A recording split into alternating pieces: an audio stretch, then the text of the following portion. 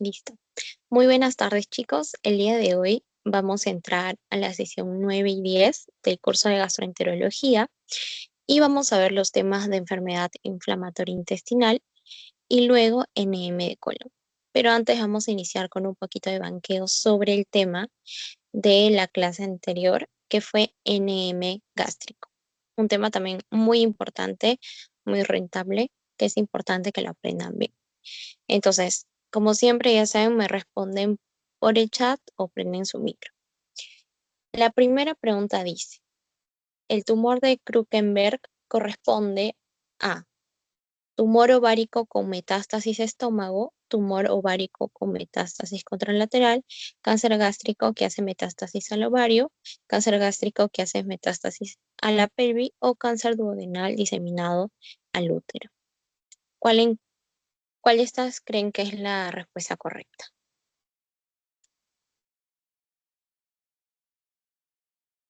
¿La C? La C, muy bien, excelente. La C, exactamente. Recordemos que en lo que es, muy bien, Grecia, gracias. Recordemos que en lo que es NM gástrico, nosotros tenemos una amplia gama de manifestaciones extra gástricas, ¿no? Como decirlo. Entonces, entre ellas tenemos linfadenopatías, tenemos metástasis hepática, pulmonar, entre otras, pero tenemos en particular este tumor de Krukenberg, ¿no? Que es una metástasis al ovario, es decir, es un tumor secundario del ovario cuyo origen es el cáncer gástrico, ¿no? Muy bien. La siguiente me dice, entre los pacientes con mayor riesgo de carcinoma gástrico están los siguientes excepto A, los sometidos a resección gástrica por úlcera duodenal, B, los que tienen anemia perniciosa, C, los que se someten a una derivación gástrica por obesidad mórbida, D, los del grupo sanguíneo A o E, aquellos que consumen grandes cantidades de pescado ahumado, o sea, comida alta en nitratos, ¿no? Esa pregunta es de salud del 2004. A ver, ¿cuál de estas no constituye un factor de riesgo para el carcinoma gástrico?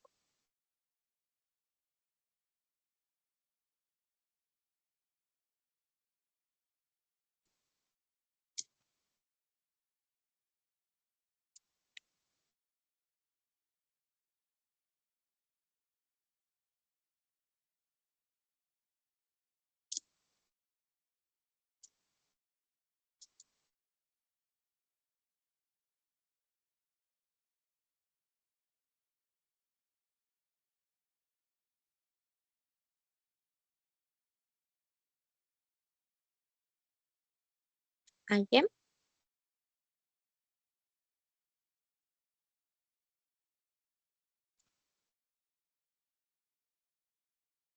¿O los ayudo yo en esto? Ahora vamos a ir descartando ya para que los voy a ayudar un poquito para que ustedes de ahí saquen la respuesta. A ver, los sometidos a resección gástrica por úlcera duodenal. Sí, había una gastrectomía, probablemente parcial, y eso sí es un factor de riesgo para gástrico. Lo vimos en ese cuadrito de factores asociados. Los que tienen anemia perniciosa también, esta es una anemia de tipo autoinmune, entonces dijimos que en el cáncer gástrico es multifactorial, ¿no? Y un papel importante también es el sistema inmunológico. También cumple como criterio, como factor de riesgo, los que se someten a derivación gástrica por obesidad mórbida. A ver, esto es como que el cirujano crea como que una nueva bolsa gástrica, ¿no? Con fin de poder combatir la obesidad mórbida. Los del grupo sanguíneo A dijimos que sí es un factor de riesgo dentro de los factores no modificables y aquellos que consumen grandes cantidades de pescado ahumado también porque los alimentos altos en nitratos pues es un factor de riesgo para el cáncer gástrico, todo lo que es ahumado. Entonces, la respuesta sería, en este caso, ¿no? Los que se someten a una derivación gástrica por obesidad mórbida. Ya. Y esta de acá. Paciente con cáncer gástrico Bormann ubicado en el cuerpo. ¿Qué procedimiento recomendaría usted? Gastrectomía total sin resección linfática, esófago y yeyunostomía en Y de Rhodes, gastro y yeyunostomía, gastrectomía total con linfadenectomía de 2 o gastrectomía subtotal con linfadenectomía de 2. Y antes que me respondan, recuerden que este, cuando yo hablo, cuando yo tengo que optar por el tipo de gastrectomía que puede ser subtotal, o sea, parcial o total, tengo que evaluar dónde está el tumor, ¿no? Entonces aquí me dice que está en el cuerpo, o sea, está en una parte proximal. Entonces, esto sería total o subtotal. Además que dijimos que siempre se deben extirpar los ganglios, ¿no? Para descartar que haya metástasis ahí. Que muchas veces en la tomografía no se ve, pero se extraen, se estudian y al final se evidencia que efectivamente sí había metástasis en los linfáticos. Entonces siempre se hace la linfadenectomía. ¿Cuál creen que es usted? ¿Cuál creen que de estas corresponde a un tratamiento adecuado para el gástrico Bormann 2 ubicado en el cuerpo?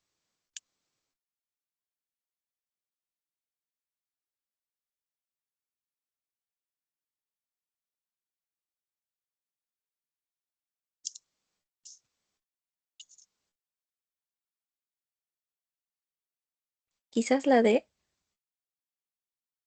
Ujú, exacto, la D. Muy bien. Entonces la A, gastrectomía total sí cumple, pero tiene que ser con resección linfática, dijimos, ¿no? La B, esófago y unostomía en Y de Rhodes es igual que decir una gastrectomía total, ¿no? Ese es porque esa es o sea, se quita el estómago y se une el esófago con el yeyuno. Entonces, solo gastrectomía total, no. La C, gastro y unostomía, esa sería igual a una gastrectomía subtotal, ¿no? Porque se quita como que la mitad del estómago y el estómago residual se une con el yeyuno.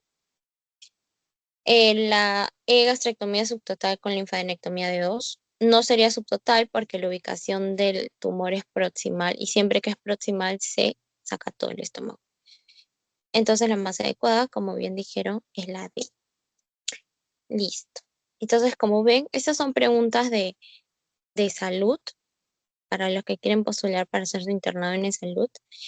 Y como ven, o sea, lo que se les enseña en la universidad, lo que se les enseña en las asesorías, si está al nivel para poder responder este tipo de preguntas, ¿no? No más que si hay que repasar algunas cositas, y como ven, preguntan bastante sobre lo que es el tratamiento y eso. Ya. Entonces, ahora sí vamos a entrar a lo que es enfermedades inflamatorias intestinales. Es un tema, de verdad, bastante bonito y hay bastantes puntitos claves que yo les voy a dar, que fijo les va a venir en sus exámenes. Aquí lo importante es saber cuáles son los criterios clínicos, endoscópicos, histopatológicos que te ayudan a diferenciar una colitis ulcerativa de una enfermedad de Crohn. Ambas son las principales enfermedades inflamatorias intestinales. ¿Ok? Pero primero vamos a empezar con algunas generalidades. Entonces, yo hablo de enfermedades inflamatorias intestinales a un grupo de afecciones que se caracterizan por una inflamación recurrente del intestino. Y para ampliarlo un poco más, una de ellas también causa inflamación crónica en otras zonas del tracto digestivo, como ya vamos a ver. Las dos formas más comunes, como ya lo mencioné, son la enfermedad de Crohn y la colitis ulcerosa o ulcerativa. Entonces, eh, aquí vamos a ver algunas diferencias para empezar. Nosotros tenemos pues aquí nuestro, nuestro intestino grueso, ¿no? Entonces, Eh, aquí en la colitis ulcerosa, esta es la imagen que corresponde. La colitis ulcerosa, su zona más afectada es el recto sigmoide, o sea, esta zona de acá y esta zona de acá. Recordemos que este es el recto, este es el sigmoides, este es el colon descendente, este es el transverso es el de acá, y este es el colon ascendente, ¿no? O derecho. Ascendente, transverso, descendente o izquierdo. Y aquí está el transverso y el recto. Entonces, la zona más afectada de una colitis ulcerosa es el recto sigmoides. Tiene una afectación ascendente y continua.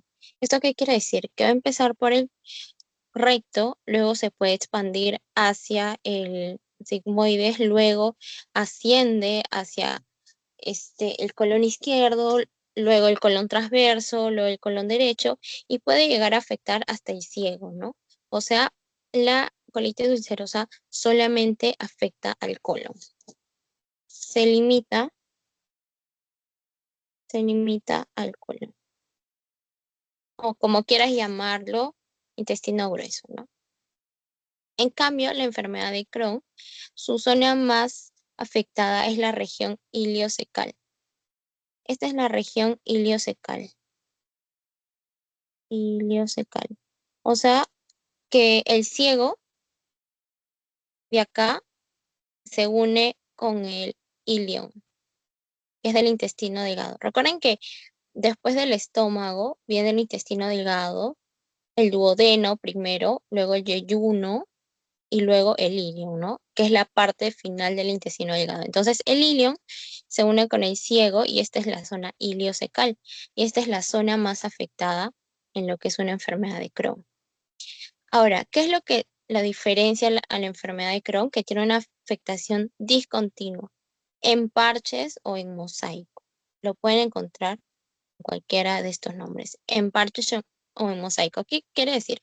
Que puede afectar la región iliocecal, luego puede pasarse a afectar el colon transverso sin necesidad de afectar el colon derecho y luego puede afectar, si quiere, el colon sigmoide. O sea, que afecta en parches. Su afectación es discontinua. ¿Ok? Y a diferencia de la colitis ulcerosa, la enfermedad de Crohn puede afectar todo el tracto digestivo. Tracto digestivo. ¿Y qué abarca el tracto digestivo? Desde la boca hasta el área perineal. O sea, imagínense, desde la boca hasta el área perineal. En cambio, la colitis ulcerosa se limita solamente al colon. Aquí las imágenes se invirtieron. Aquí voy a poner una flechita para que no se confunda. Entonces, colitis ulcerosa empieza en el recto, siempre empieza en el recto. La zona que más afecta es el recto y el sigmoides, y es ascendente y continua. En cambio, la enfermedad de Crohn es, la región que más afecta es la iliocecal y su afectación es discontinua. Rara vez se encuentra a la enfermedad de Crohn afectando al recto, pero puede, porque como dije, la enfermedad de Crohn puede afectar cualquier zona del tracto digestivo, desde la boca hasta la zona perineal. Entonces, si te describen un hallazgo endoscópico donde hay un patrón en parches o en mosaico, tú ya sabes que es una enfermedad de Crohn, ¿no? Pero si te describen una lesión de continuidad que va ascendiendo desde el recto y se dispersa por el colon, ya sabes que es una colitis ulcerosa, ¿ya? Eso siempre es clave, siempre viene un caso clínico, sea en el pasito, en el parcial, donde te ponen este patrón y luego te preguntan el diagnóstico. O sea, tú ya sabiendo el patrón, porque la clínica puede ser similar, pero ya sabiendo el patrón endoscópico, ya sabes cuál es. ¿Ok? También en lo que es su afectación a nivel histológico, la colitis ulcerosa afecta mucosa y submucosa.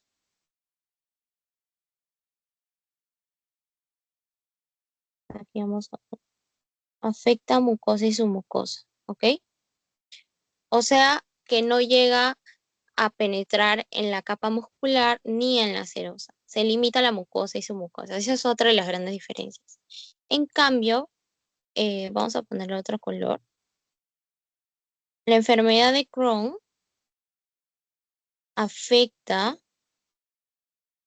tiene afectación transmural. Transmural. ¿Qué quiere decir transmural? Toda la pared del colon en ese caso, ¿no? O sea, mucosa submucosa, muscular propia y serosa, ¿ok? Atraviesa todo, por eso se le dice afectación transmural.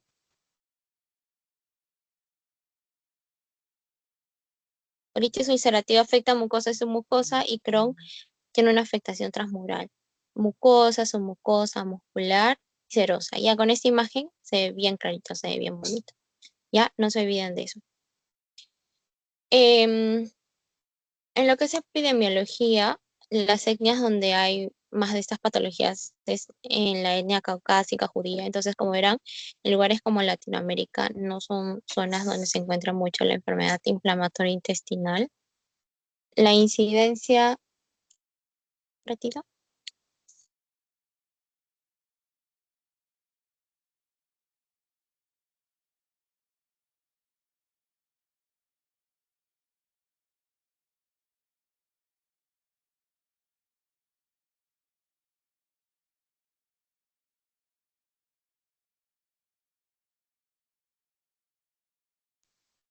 Disculpen, y ahora sí continuamos. Entonces, les decía que como la afectación es más que todo en esas etnias, pues no vamos a encontrar tantos casos aquí, al menos en Latinoamérica, ¿no? Su incidencia pico es bimodal.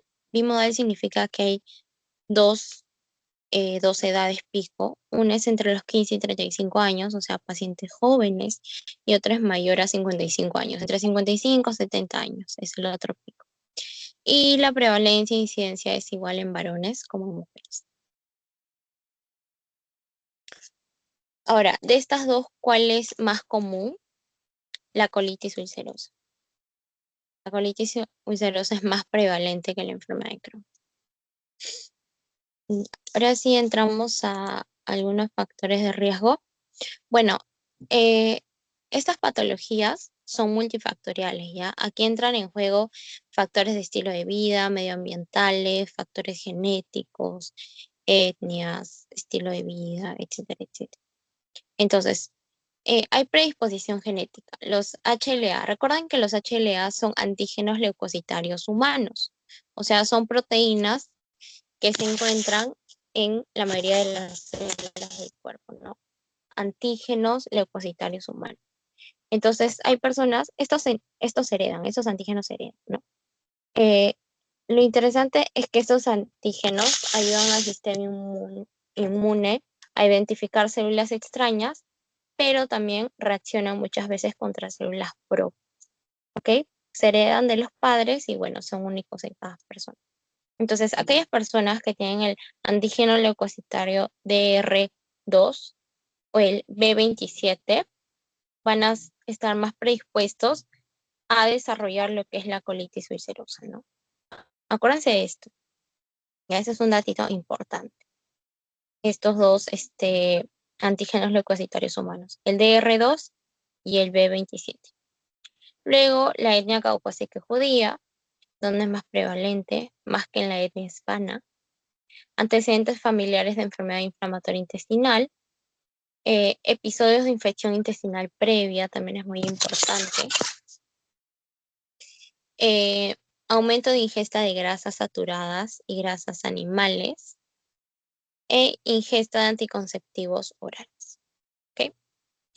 Como ven, hay diversos factores involucrados. En lo que es la enfermedad de Crohn, aquí la predisposición genética está relacionada también con el antígeno leucocitario humano P27, pero con el DR5, ¿ok? No se olviden de eso también, con el DR5. Y también la mutación del gen NOT, que ahora lo vamos a ver en la fisiopatología. Antecedentes familiares de enfermedad inflamatoria intestinal y tabaco activo y pasivo. Como ven, el tabaco en lo que es la enfermedad de Crohn sí es un factor bastante influyente, a diferencia que en la colitis ulcerosa. Es más, por ejemplo, en uno de los manuales que estaba leyendo decía que tabaco, está como que en investigación que el tabaco llegue a ser hasta como un factor protector de la colitis ulcerosa, pero un factor dañino en la enfermedad de Crohn, ¿no? pero mejor quedémonos con que el tabaco es un factor de riesgo de la enfermedad de Crohn. ¿Ok? Ahora, hay algunos medicamentos que pueden exacerbar la colitis o la enfermedad de Crohn, sí, como por ejemplo los AINES, ¿no? Si se consumen en exceso. Ahora, ¿qué es importante saber? Que los antígenos leucocitorios humanos, en este caso el B27, también está relacionado con otras enfermedades autoinmunes, como por ejemplo la espondilitis anquilosante, la artritis reactiva, la artritis psoriásica, la artritis juvenil, la sacroileitis y la uveitis, que son las espondiloartropatías.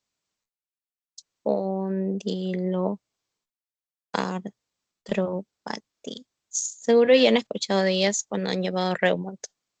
¿Ok? Entonces, ¿por qué es importante saber eso? Porque a veces han preguntado cuál es una de las manifestaciones extraintestinales de la colitis ulcerosa y entre las opciones te aparece espondilitis anquilosante. Y sí puede ser, porque si el paciente nace con este antígeno leucocitorio humano B27 está predispuesto a padecer otras enfermedades autoinmunes. ¿Ok? No se olviden de esto. Ya. En lo que es la fisiopatología vamos a ir un poquito lento.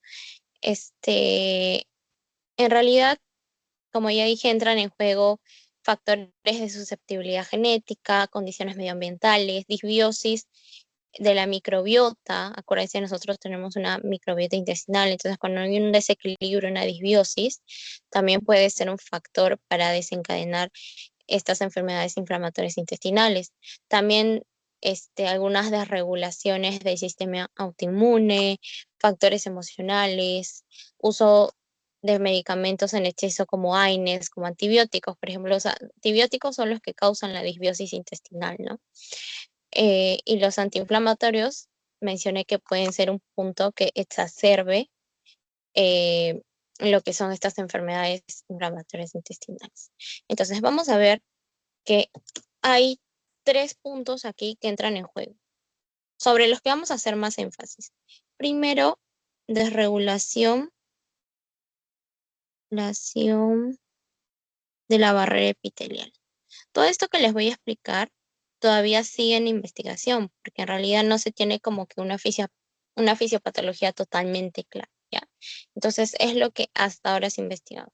Desregulación en la barrera epitelial. ¿Qué quiere decir? Que a veces está alteración del moco intestinal,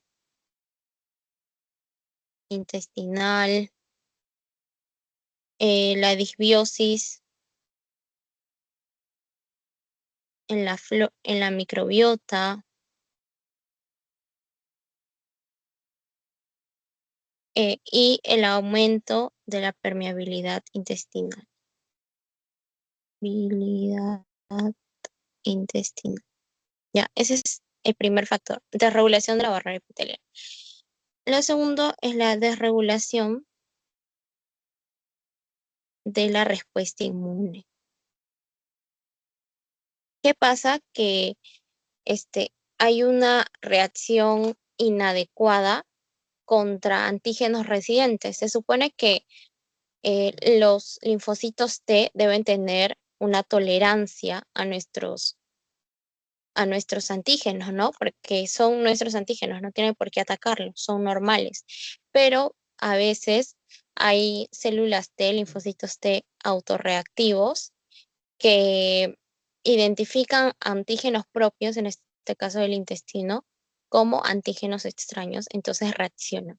Entonces, aquí los protagonistas son los linfocitos T.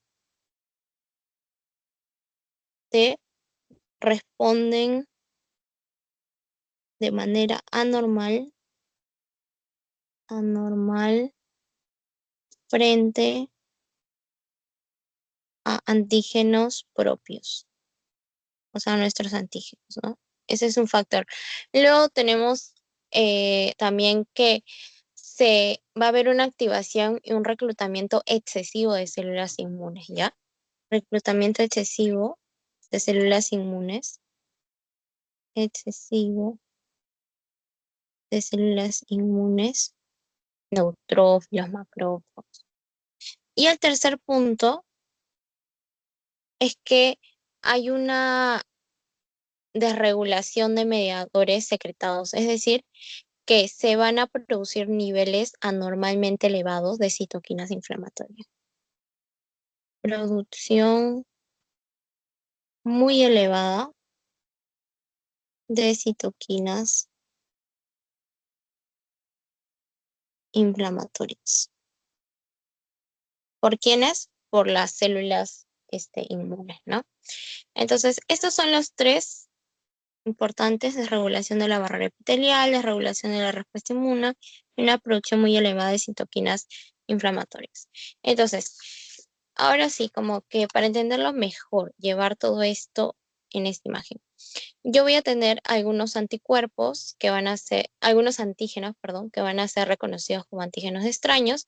Entonces, la célula dendrítica, que acuérdense que es la célula presentadora de antígenos, lo que va a hacer es presentar estos antígenos a las células T, ¿no?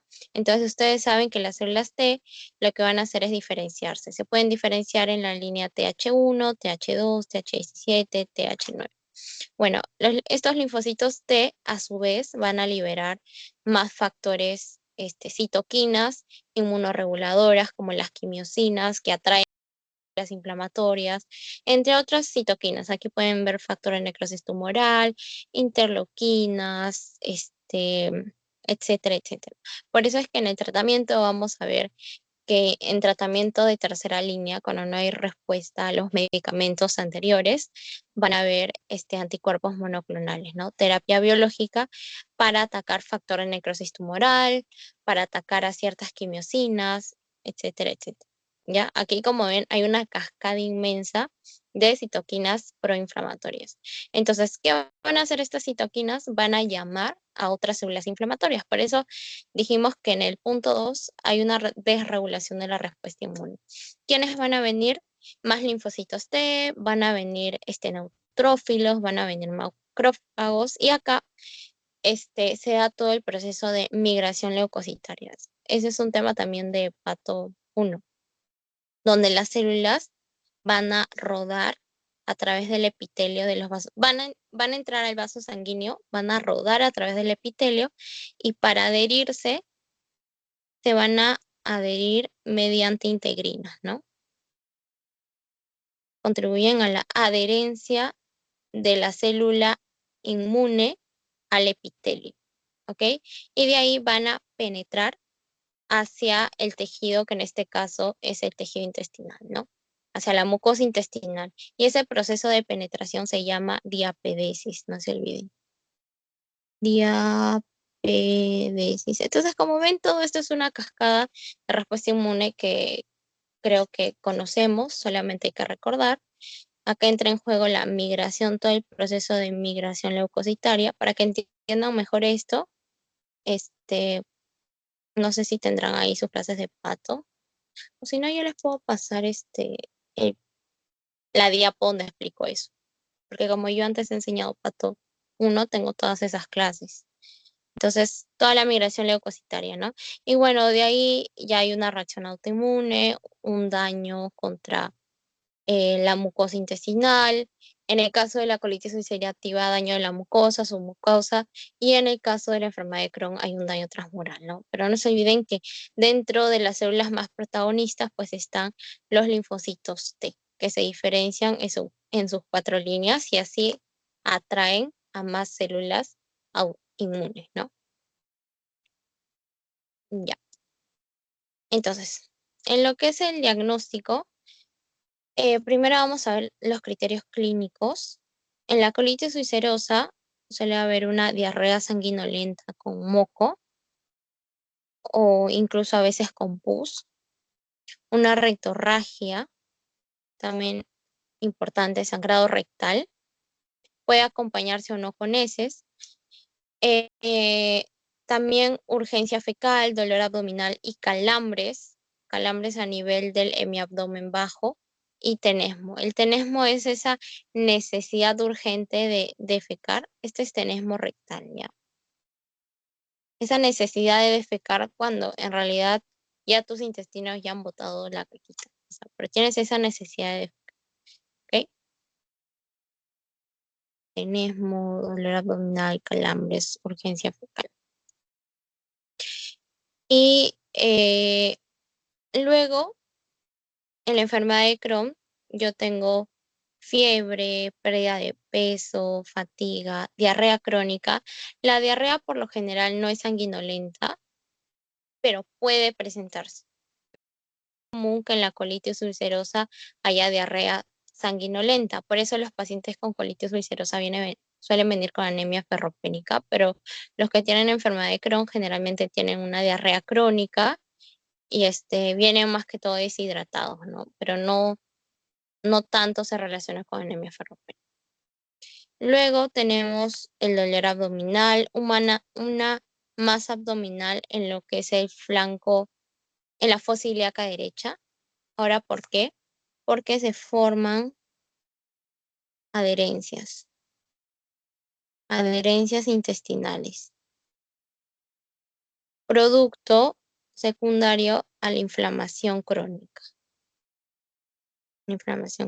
¿Ya? Entonces, esto también es un hallazgo clínico que te puede ayudar a diferenciar de la colitis ulcerosa. En la enfermedad de Crohn se forman adherencias intestinales que como ven acá, en el examen físico lo podemos palpar como una masa abdominal en la fosa ilíaca derecha. También se encuentran fístulas y abscesos en la zona perianal. ¿Ok? Esta es otra característica que, por ejemplo, nos ayuda a diferenciar enfermedad de Crohn de colitis ulcerosa. La presencia de fístulas y abscesos que no encontramos en la colitis ulcerosa, en la zona perianal, o sea, por el ano, ¿no? Ahora, la colitis ulcerosa y la enfermedad de Crohn también tienen algunas manifestaciones extraintestinales, ¿ya? Ay, ya. Por ejemplo, está lo que es la epiescleritis. Mm, mm, mm. Ya, espérame un ratito.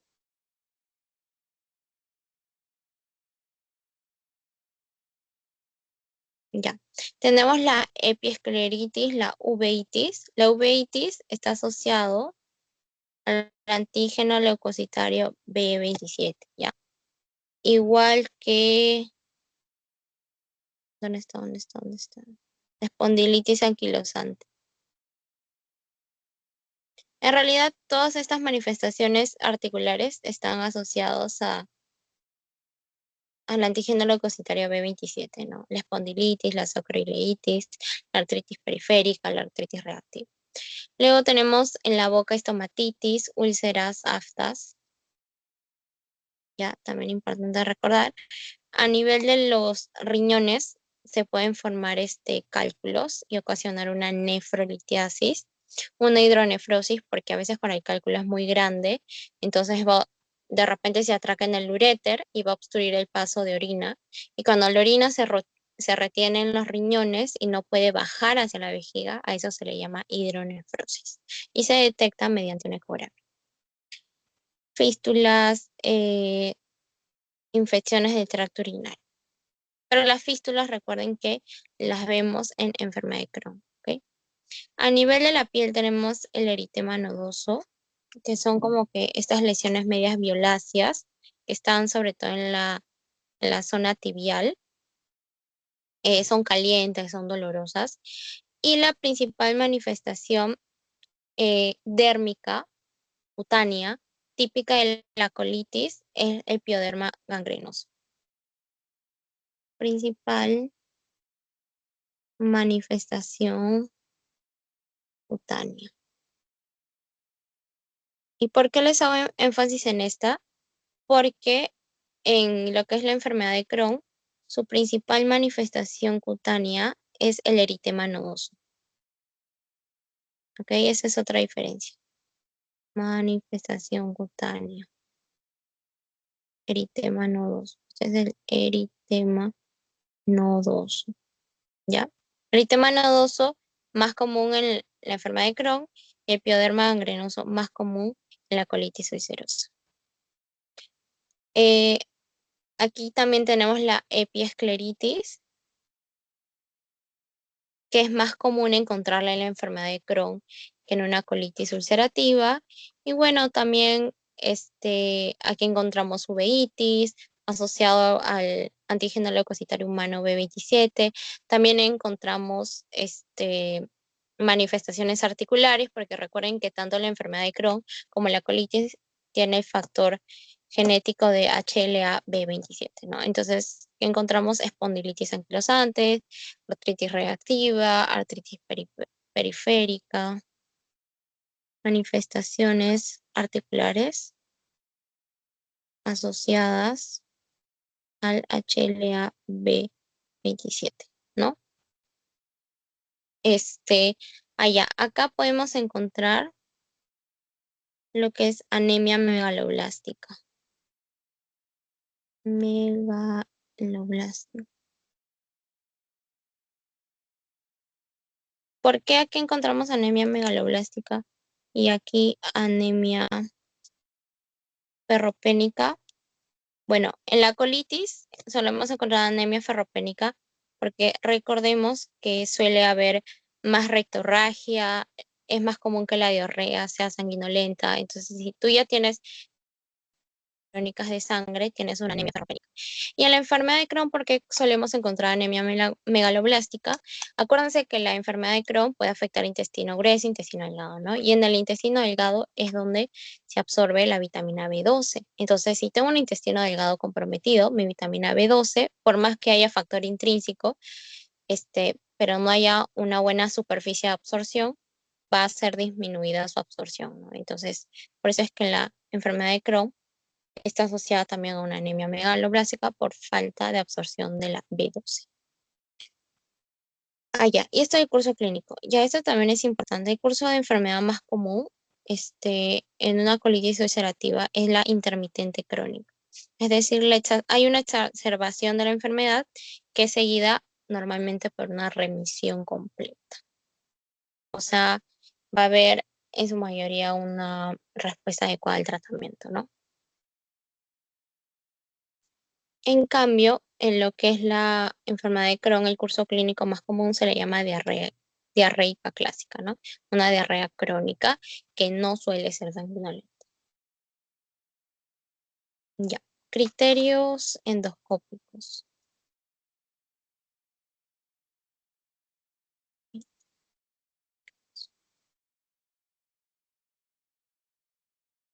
Mm,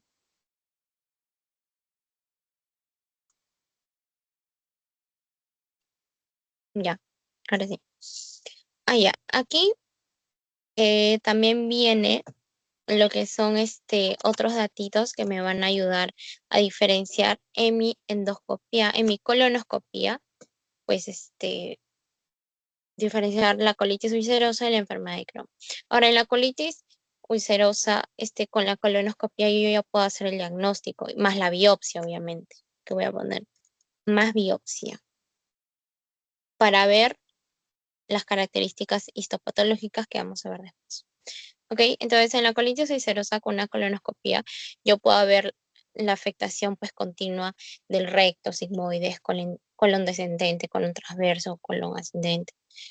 En cambio, la enfermedad de Crohn, es, sí, sí o sí siempre hay que hacer una endoscopía alta y una colonoscopia, ¿no? Porque la enfermedad de Crohn puede afectar, como dije, todo el tracto digestivo. ¿Ok? Entonces, ¿qué es lo que vamos a encontrar como hallazgos endoscópicos? En una colitis ulcerosa lo vamos a dividir en etapas tempranas y en enfermedad crónica. Esto que está rodeado de rojo es lo que resaltan en la teoría, ¿no? Este es un cuadrito que yo les he traído que me pareció más completo, pero les resalto lo que les enseñan más en la teoría, ¿no? En etapas tempranas encontramos una mucosa eritematosa, edematosa, con signos de inflamación aguda, ¿no? Inflamada, eritematosa, edematosa. Una mucosa friable. ¿Qué quiere decir friable? Que al tacto, al roce, se deshace con facilidad, o sea, sangra con facilidad. ¿Ok? Úlceras cubiertas de fibrina, pequeñas ulceraciones, y acá pérdida del patrón vascular superficial. En la enfermedad crónica encuentro que ya hay pérdida de pliegues mucosos, pérdida de austras, que son una estructura importante de los intestinos, estenosis, úlceras profundas, pseudopólipos. O sea, los pseudopólipos son por consecuencia de una inflamación crónica, ¿no? Están asociados a un proceso inflamatorio crónico, ya que son como áreas elevadas de tejido mucoso. Entonces, aquí voy a resaltar que hay un patrón continuo, ¿no? Continuo de afectación. Continuo y ascendente, no se olviden. Aquí podemos ver, por ejemplo, la mucosa inflamada eritematosa. Vemos que hay un patrón continuo, ¿no? O sea, todo alrededor está afectado. Acá, por ejemplo, vemos los pseudopólipos, estos que están aquí, rodeados. Los pseudopólipos, y estas acá son las úlceras, ¿no? Lo que está resaltado con azulito. ¿Ok? En cambio, en la enfermedad de Crohn, aquí la afectación es afectación en parches discontinuo. Entonces, acá, esto es lo que nos dice la teoría, ¿no? Presencia de úlceras aftas, ulceraciones lineales profundas o serpiginosas. Estas son las úlceras serpiginosas, miren, estas formitas serpiginosas. Así, tienen esta característica en particular. Son como que chiquitas y están así, como un panal de abeja. Luego tenemos aspecto en empedrado.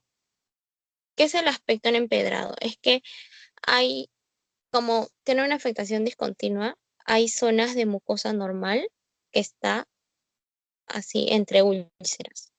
Por ejemplo, este es el aspecto empedrado. No se visualiza tan bien, pero por ejemplo, estas son las zonas de úlcera y estas son las zonas de mucosa normal.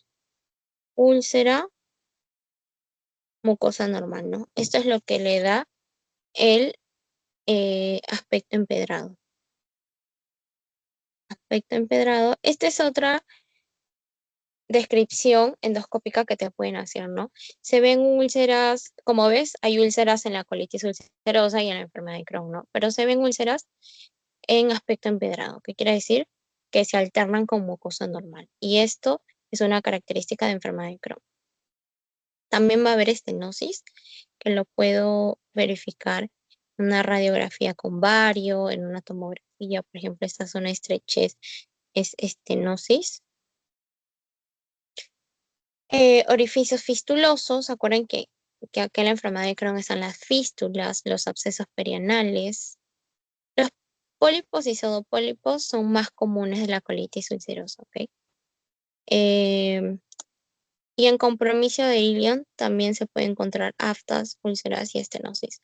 Si te describen una endoscopía y te dicen que ahí hay afectación de ilion, o sea, de intestino delgado, ya sabes que automáticamente se trata de una enfermedad de Crohn, ¿no?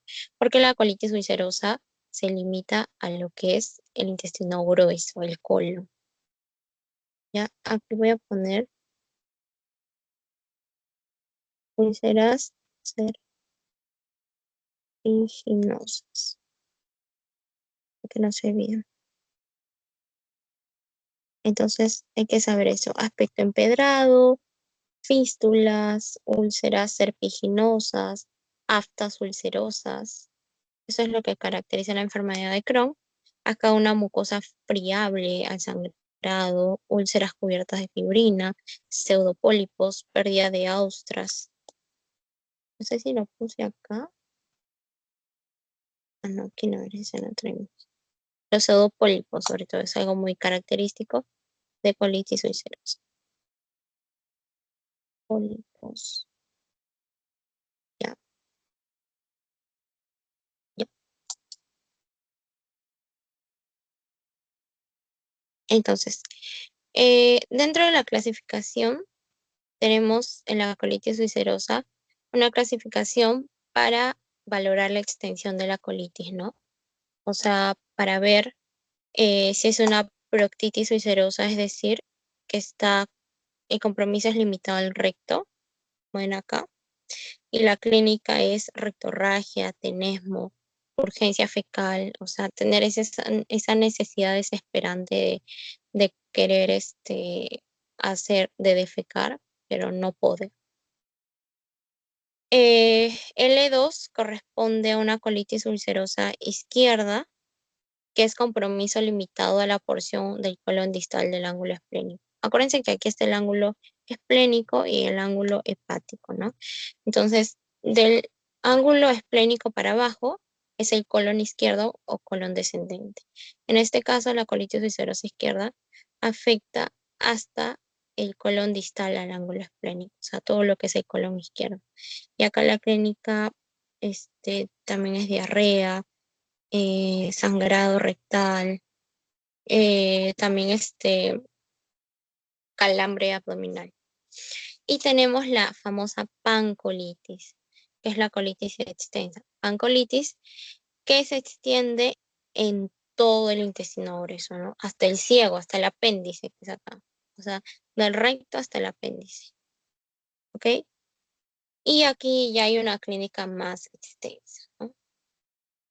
Acuérdense de estos 3 patrones que valoran la extensión de la colitis ulcerosa. Y también tenemos lo que es el índice de gravedad de True y Witts, que es para valorar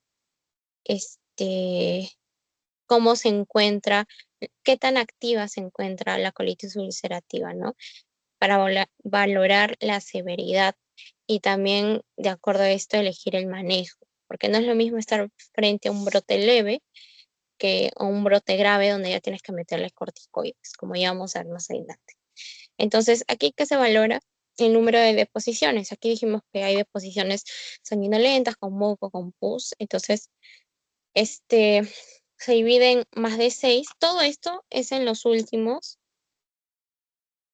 7 días, ¿ya? Se evalúa en los últimos 7 días.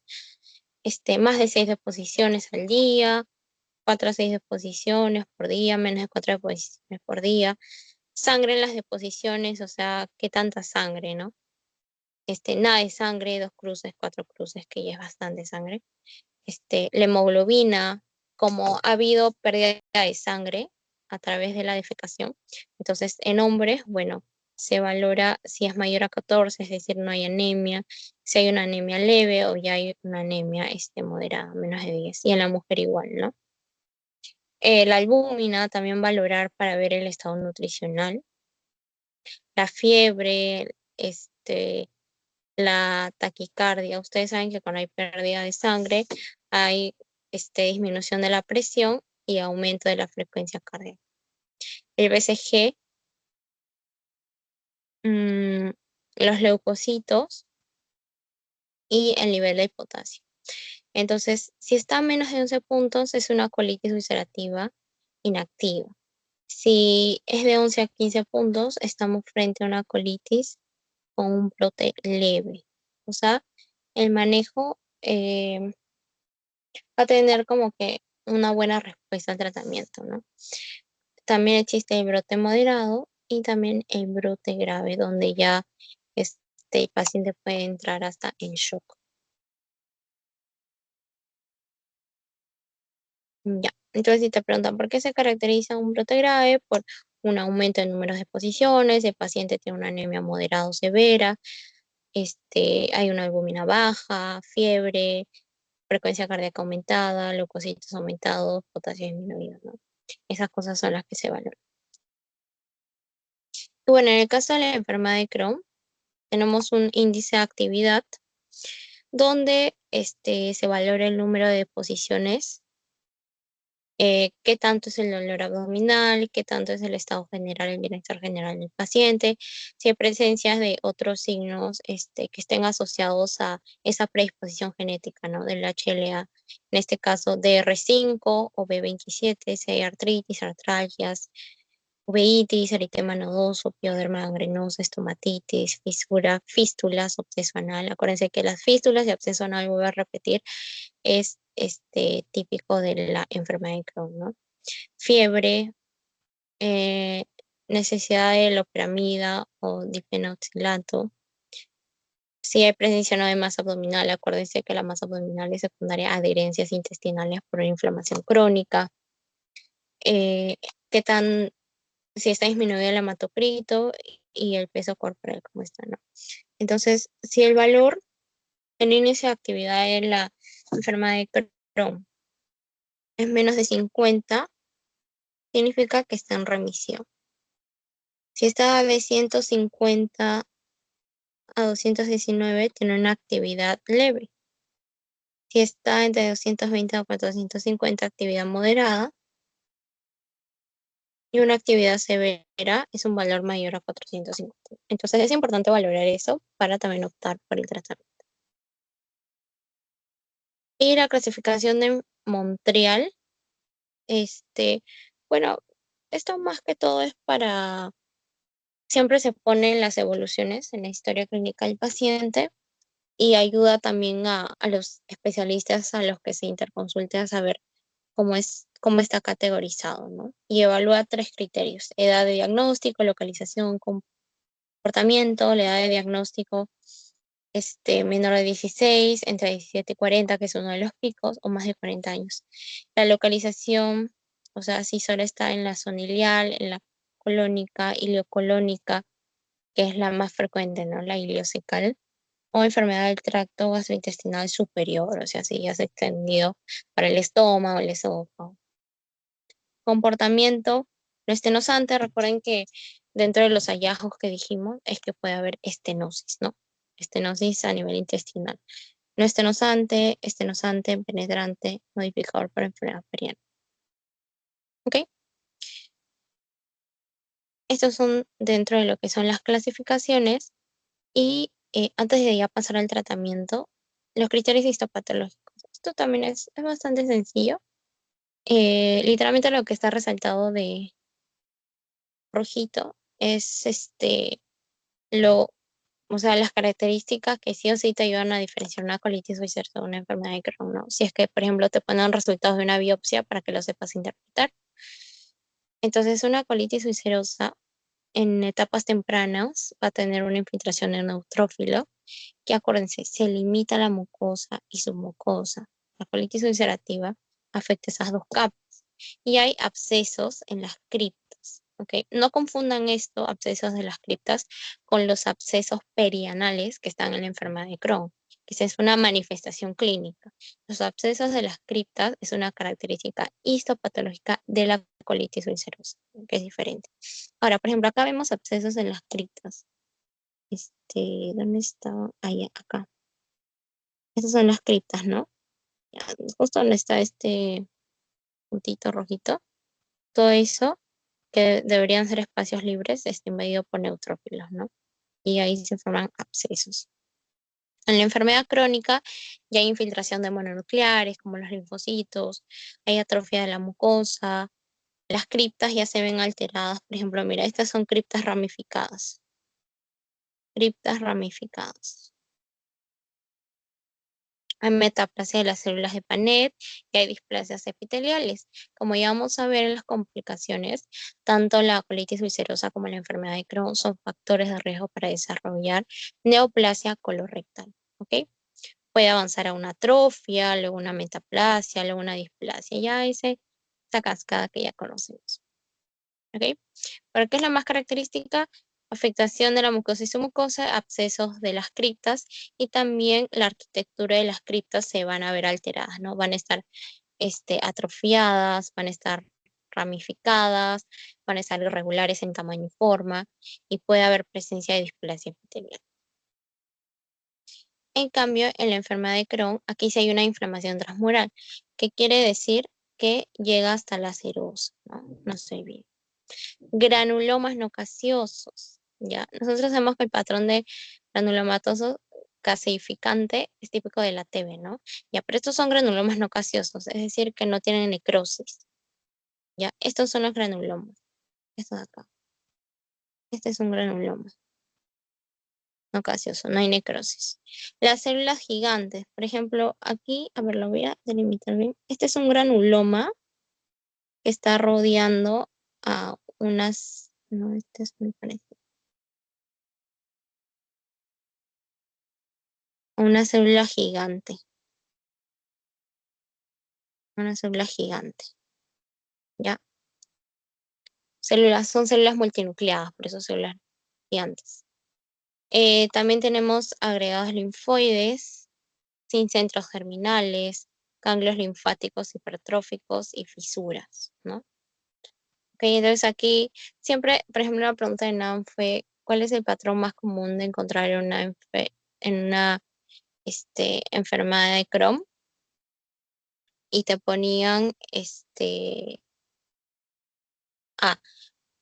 aftas ulcerosas. En una de las opciones estaba aftas ulcerosas más granulomas no caseosos, ya pues.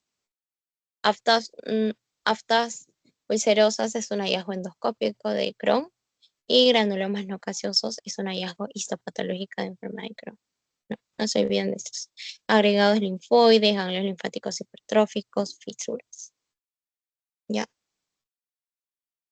ya, y ahora sí entramos al tratamiento. Miren, en realidad en la clase no se ahonda mucho en el tratamiento ya.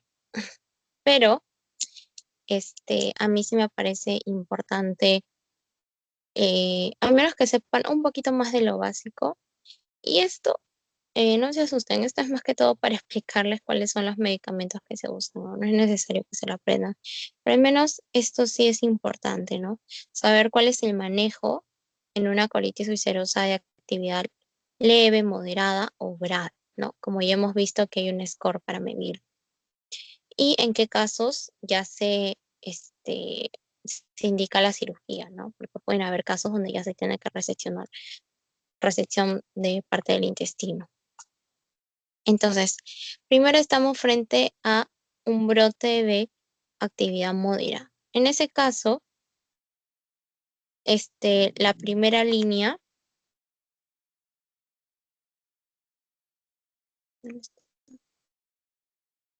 tratamiento de primera línea, como dice acá, va a ser la mesalamina. La mesalamina es un aminosalicilate. Apréndase mesalamina, ¿ya? Ese es el tratamiento de primera línea de una colitis ulcerativa, mesalamina. Entonces, puedes o no agregar corticoides orales para disminuir pues, la inflamación y tópicos. Tópicos, por ejemplo, tenemos la budesonida, que es un corticoide tópico que se puede poner vía rectal, directamente ahí donde está la inflamación en el recto. O sea, hay tratamiento oral y tópico en un brote de actividad moderada. 1 o 2 semanas se le tiene al paciente con lo que es mesalamina, budesonida, vía tópica, algunos corticoides orales como prednisona, por ejemplo, y se evalúa la respuesta, ¿no? Si hay descenso progresivo, si hay respuesta, se le desciende los corticoides orales y se le da tratamiento de mantenimiento con lo que es la mesalamina.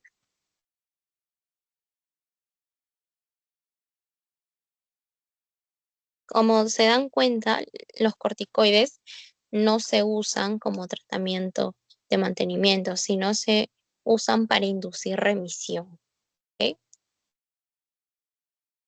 Para inducir remisión de la enfermedad. Remisión. No se usan como terapia de mantenimiento, ¿ok? Entonces, lo dejas con terapia de mantenimiento con mesalamina más el corticoide tópico. Ahora, si no hay respuesta, ya se le hospitaliza y se le da un tratamiento como brote grave, que aquí está. Brote moderado grave de colitis ulcerosa. De frente le metes corticoides intravenosas. ¿Cuál es el corticoide de elección que tenemos aquí, por ejemplo? Metilprednisolona, ¿no? Corticoide intravenoso. ¿Ok? Eh, a ver, acá pueden haber dos situaciones. Responde al tratamiento de corticoides y se le puede añadir, por ejemplo, acetoprina, algunos antifactores de necrosis tumoral. Acuérdense que el factor de necrosis tumoral lo mencioné en la fisiopatología, ¿no? Que era una de las citoquinas que reclutaba más células inflamatorias, ¿no? Que contribuía mucho a la respuesta inflamatoria. Entonces, un antifactor de necrosis tumoral es el infliximab. ¿Lo tenemos aquí? No lo sé. En Perú no sé. Infliximab. ¿Ok? Es un antifactor de necrosis tumoral. Y bueno, estos son otros, ¿no? Pero estos son los más importantes, aciatoprina e infliximab. Ahora, ¿qué pasa si el paciente es corticoresistente? Si le añade el infliximab sí o sí, con o sin la aciatoprina. ¿Ok? Aquí tenemos, por ejemplo, el vedolizumab. El vedolizumab es un antagonista del receptor integrina. Acuérdense que las integrinas juegan un papel muy importante en la migración leucocitaria.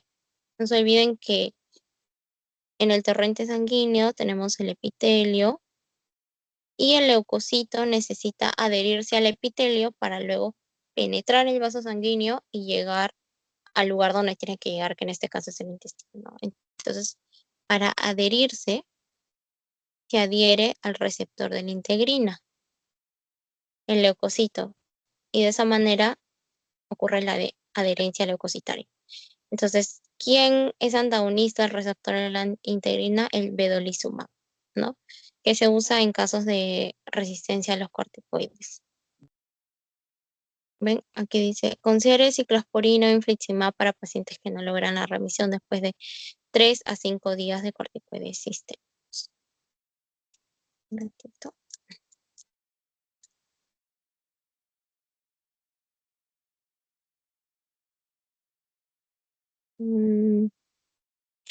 Y aquí no está la ciclosporina, pero también es una opción.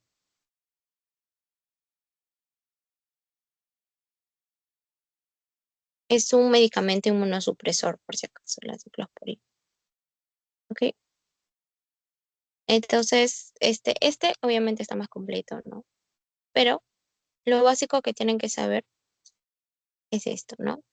En primera línea, mesalomina, ¿ya? Acuérdense que la mesalomina es un aminosalicilato, ¿ok? Si no responde con esto, más o menos un corticoide tópico y el de elección es este de aquí, budesonide. Voy a escribir acá. Budesonide. Si no responde a estos tratamientos, ya se le ingresa y se le trata como una colitis grave, que de frente le mete su corticoide intravenoso metilprednisolona para inducir remisión. Nunca es terapia de mantenimiento del corticoide, no se olviden. Y de acuerdo si es corticodependiente, corticoresistente, le puedes ir añadiendo acetoprina, el infliximab, que es un antifactor de necrosis tumoral, el bendolisumab, la ciclosporina, que es otro inmunosupresor, o metotrexato, que es otro inmunosupresor. En este caso, ¿cuál puede ser una terapia de mantenimiento en pacientes que logran salir de la colitis ulcerosa? Puede ser la acetoprina, la ciclosporina, el metotrexato, ¿no? Cualquiera de esos, pero no los corticoides nuevamente.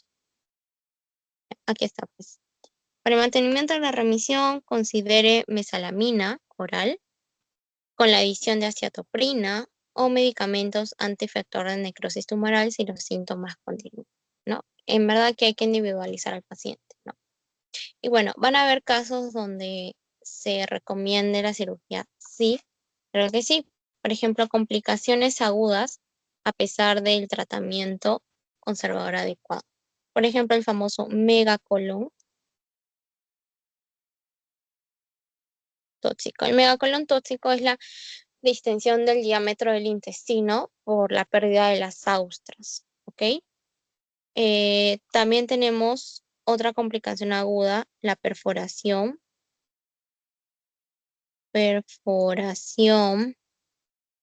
hemorragia masiva,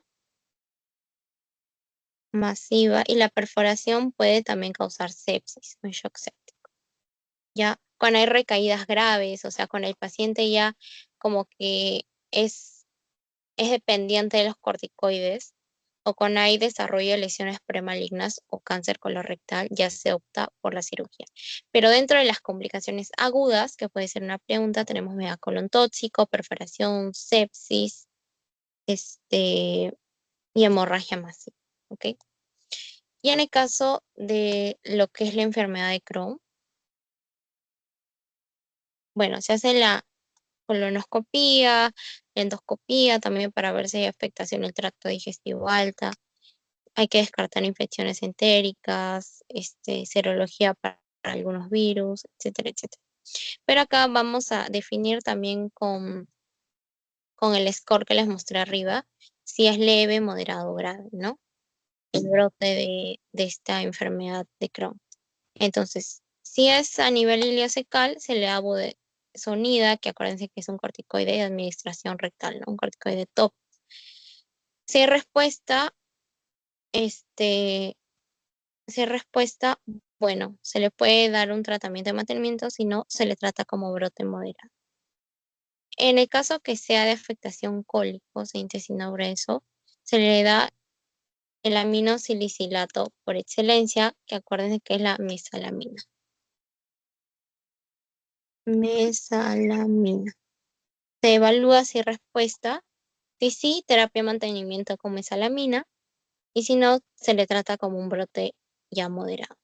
Ahora, en el brote moderado, primero si es de afectación ileocecal se usa budesonida, si no hay respuesta ya se usa corticoides sistémicos. En cambio, si hay un brote moderado de afectación cólica de frente, usas tus corticoides sistémicos como metilprednisolona, ¿no?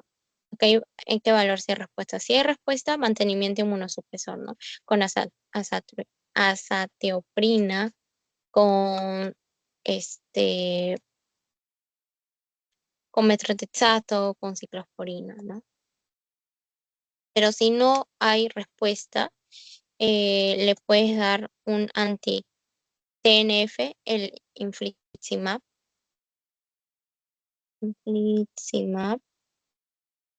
o añadir acetoprina, ciclosporina, un, un inmunosupresor, ¿no? Eh, y bueno, evalúa si hay respuesta. Si no hay respuesta ya, es una indicación para cirugía. Y si hay respuesta, terapia de mantenimiento. Acuérdense que terapia de mantenimiento pueden ser inmunosupresores, terapia dirigida como el infliximab, pero no corticoides.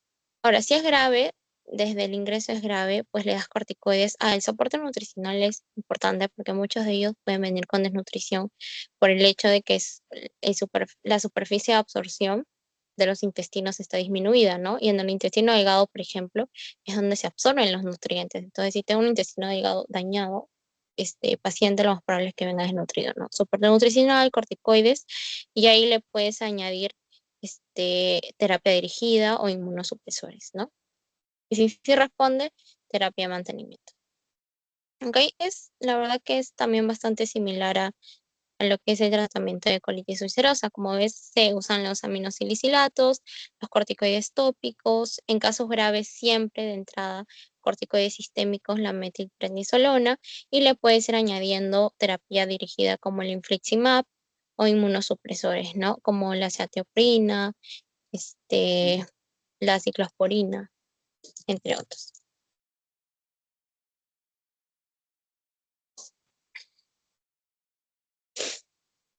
Ya. Mm, mm,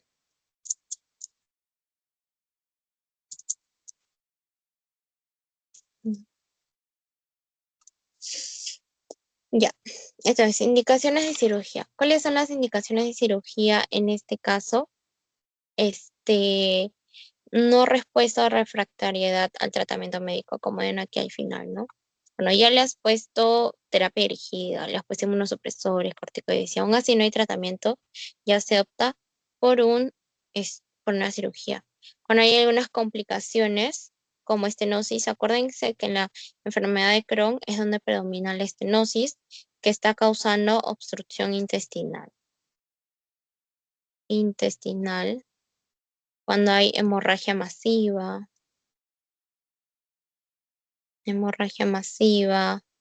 cuando hay perforación que puede llevar a una sepsis, cuando hay enfermedad perineal, acuérdense, aquí están las fístulas y abscesos. Esta también es una indicación de cirugía, o también cuando hay desarrollo de lesiones premalignas o cáncer, ¿no? Okay. Estas son las complicaciones como que graves obstrucción intestinal secundaria, una estenosis, hemorragia masiva de la perforación y enfermedad perineal, fístulas y abscesos. Bueno, aquí les traje, ya para terminar este temita, lo que son un cuadrito, me gustó bastante, es de la plataforma de ambos. Y bueno, resume de manera completa, pues, ¿no? Algunas diferencias esenciales que hay que saber sobre la localización, el patrón de inflamatorio de la colitis, de la enfermedad de Crohn, los hallazgos histológicos, en la colonoscopía que se encuentra, cómo, cómo es la diarrea. En este caso suele ser sanguinolenta y en este caso suele ser una diarrea crónica no sanguinolenta, ¿no? Su complicación más aguda, megacolon tóxico, en la enfermedad de Crohn, fístulas, abscesos perineales, fístulas enterocutáneas, por ejemplo, enteroentéricas, y condiciones asociadas, bueno, ahí vimos manifestaciones extraintestinales, ¿no? Y los dos se relacionan como factores de riesgo para un NM colorectal. Y bueno, eso es todo sobre esta sesión. Les voy a pasar el post-test ahorita y voy a detener la grabación un rato.